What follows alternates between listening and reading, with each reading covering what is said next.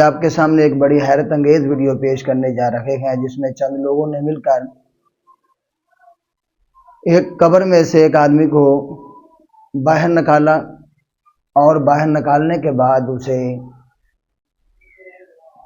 زندہ کرنے کی کوشش کی ہے، اپنے منتر کے ذریعے، اپنے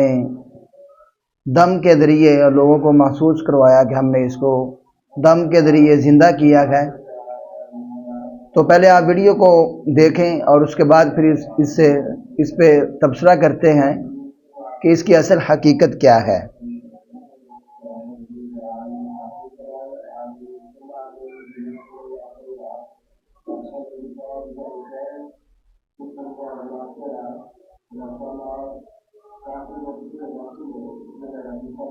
یہ لوگوں نے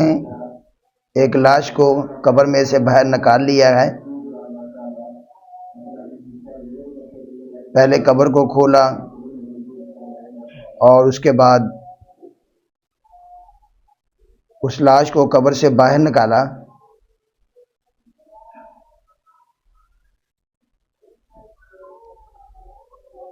اور اسے بالکل نیچرل بنانے کی کوشش کی ہے،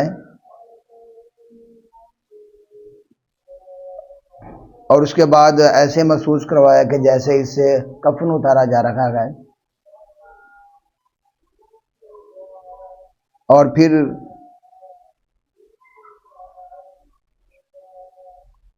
دم پڑا اس کے اوپر، دعا کی، دم پڑا، اور دم پڑنے کے بعد وہ آدمی زندہ ہو گیا۔ تو یہ انہوں نے محسوس کروایا کہ ہم نے دم کے ذریعے ایک مرے ہوئے آدمی کو زندہ کر دیا ہے، حالانکہ یہ حقیقت نہیں ہے۔ کوئی بھی انسان جو مر جاتا ہے اسے کوئی بھی زندہ نہیں کر سکتا اللہ کے علاوہ۔ زندگی اور موت اللہ کے اختیار میں ہے، اللہ رب العزت کے ہاتھ میں ہے زندہ کرنا اور مارنا، جس کو چاہے زندہ کریں، جس کو چاہے ماریں۔ انبیاء کے ساتھ یہ معجزات اس طرح کے پیش ضرور آئے گئے، اور وہ بھی اللہ کی اجازت کے ساتھ۔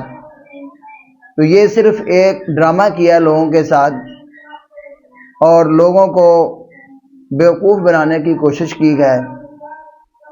اور اصل میں یہ ویوز لینے کی کوشش ہے تاکہ زیادہ سے زیادہ ہمارا چینل، ہماری ویڈیو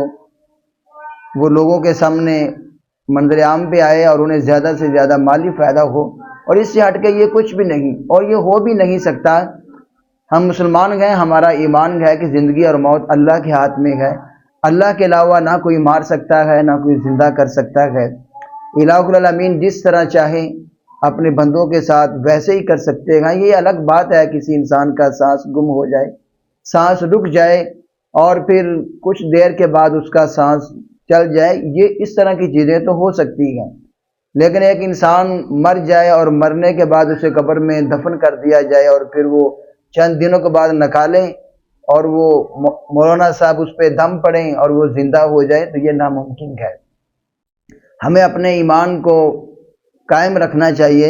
ایسی چیزوں پہ بالکل بھی ایمان نہیں ہونا چاہیے، اور ایسے لوگ جو ایسی چیزیں لوگوں کے سامنے پیش کرتے ہیں صرف اپنے آپ کو مشہور کرنے کے لیے یا دنیاوی مفادات کے لیے، اللہ رب العزت ان کو ہدایت عطا فرمائے۔